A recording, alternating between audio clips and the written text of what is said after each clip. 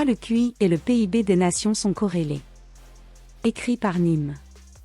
Nouveau papier d'Émile Kierkegaard et Georges Francis qui met en avant une corrélation entre le QI moyen national et le PIB d'une nation. Pourquoi cela tombe sous le sens?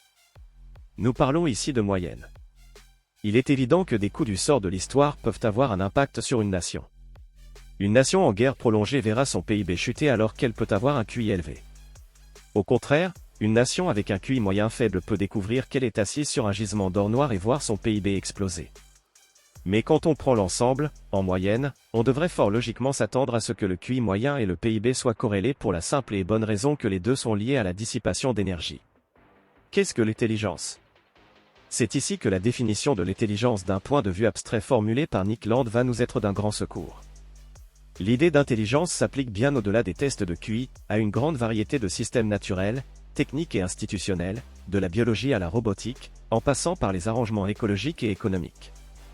Dans chaque cas, l'intelligence résout les problèmes en guidant le comportement de manière à produire une extropie locale. L'extropie est l'inverse de l'entropie.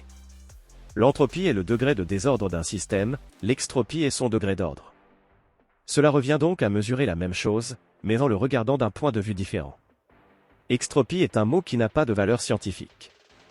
Le premier à l'avoir évoqué sous le nom de négantropie fut Schrödinger. L'extropie, ou réduction locale de l'entropie, est tout simplement ce qui permet à quelque chose de fonctionner. C'est sa façon de s'assembler, de créer des canaux d'information de manière à la faire circuler selon le principe de moindre action. Le principe de moindre action est le principe physique selon lequel la dynamique d'une quantité physique peut se déduire à partir d'une unique grandeur, appelée action. Un système va apprendre comment assembler ses différentes parties, en créer de nouvelles, de façon à maximiser la dissipation d'énergie. Un humain va dissiper l'énergie via son système cognitif selon le principe de moindre action. Il aura pour effet, avec le temps, de créer des canaux. De la même manière, l'eau qui s'écoule sur un terrain accidenté emprunte le chemin lui opposant le moins de résistance. L'effet au fil du temps de l'eau qui s'écoule par certains chemins crée de nouveaux ruisseaux et de nouvelles rivières plus profonds et plus larges que ceux qui existent déjà. Dans un organisme, le développement de tels canaux établit un courant par lequel d'autres stimuli similaires sont canalisés. Cela a pour effet de diminuer l'importance des informations récurrentes traitées au point qu'elles peuvent être ignorées puisque les stimuli qu'elles présentent n'ont pas d'impact différenciateur sur le milieu cognitif. Cela signifie que nous avons appris quelque chose sur le monde. Plus un organisme est complexe, plus il est intelligent. Un système s'auto-organise en augmentant son interconnectivité. Le but de l'apprentissage sera alors la capacité à mémoriser et traiter des informations afin de guider le comportement le plus efficacement possible et notre système cognitif reposant sur notre système nerveux ainsi que notre cerveau sera l'appareil d'apprentissage principal, dont une grande partie repose sur l'inconscient. Alors il est évident que, si les tests de QI ne sont pas parfaits, ils mesurent toujours imparfaitement notre capacité à dissiper l'énergie.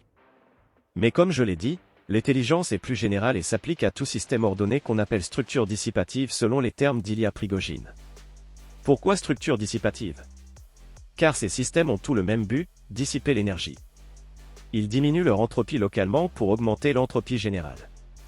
Une société humaine, donc une nation, a aussi pour but de dissiper l'énergie. Elle va donc s'organiser de manière à maximiser la dissipation d'énergie, entropie, et pour ce faire elle va chercher à maximiser la construction d'informations du système, extropie. Plus un système est intelligent, plus il sera ordonné et les nations ne font pas exception. Aujourd'hui, la quasi-intégralité des nations, à l'exception de Cuba et la Corée du Nord peut-être, ont rejoint le marché libre qui constitue en lui-même une autre structure dissipative. Mesurer l'intelligence moyenne d'une nation, c'est mesurer son degré d'ordre, donc sa capacité à dissiper l'énergie au sein du système capitaliste. Mais pourquoi cette capacité à dissiper l'énergie serait directement liée au PIB? On a tendance, lorsqu'on parle de capital, à l'imaginer comme de l'argent. Rien n'est plus faux. L'argent fait partie de l'information. Ce dernier peut être vu comme une table de données qui va associer une valeur chiffrée à des biens et services qui sont le vrai capital. Il n'a de sens que dans le système où il prend place. Vous pouvez avoir 10 milliards de dollars sur votre compte en banque, si vous êtes sur une île déserte ne proposant aucun bien ni service, ils vous seront inutiles. L'argent va alors être une information clé facilitant l'échange des capitaux réels. La véritable richesse est la quantité d'énergie dont on dispose chaque jour, c'est-à-dire la puissance qu'on peut dissiper.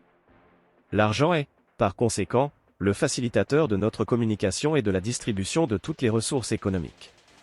Toute innovation et tout progrès sociétal découlent de cette communication. Il permet au système qu'est la nation d'augmenter son interconnectivité. Alors, la monnaie est de l'information et elle est même l'information la plus importante du système capitaliste puisqu'elle est une mesure de l'énergie dissipée donc de l'entropie du système.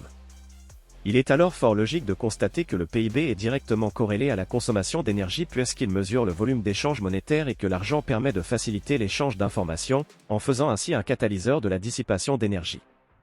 Le PIB mesure le degré d'échange d'informations monétaires donc d'entropie, ou d'extropie selon le point de vue qu'on adopte donc le degré d'ordre d'une nation.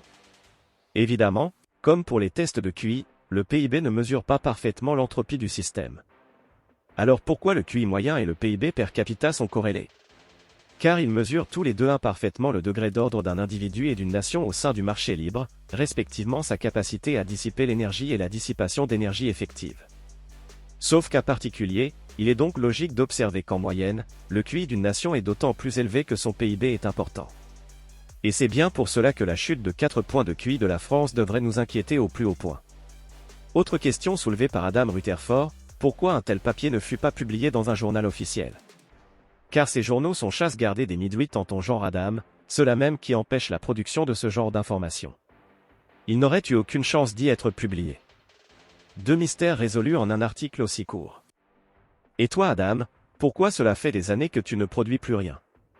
Car cela paie beaucoup plus de faire de l'idéologie pour la BBC. Cet audio vous a plu? Abonnez-vous à notre chaîne afin de recevoir tout notre contenu et soutenez-nous sur Tipeee, le lien est dans la description.